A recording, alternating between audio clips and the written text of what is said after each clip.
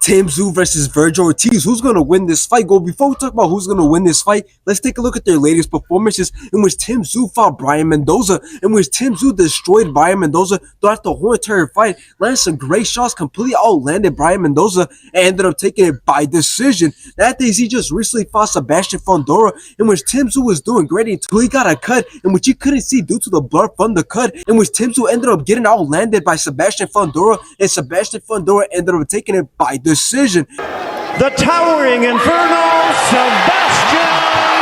Now let's take a look at Vergil Ortiz's latest performances, in which he fought Frederick Lawson, in which Vergil Ortiz knocked out Frederick Lawson in round 1. There's Ortiz, he's already warmed up. He is cranking these hooks on the inside.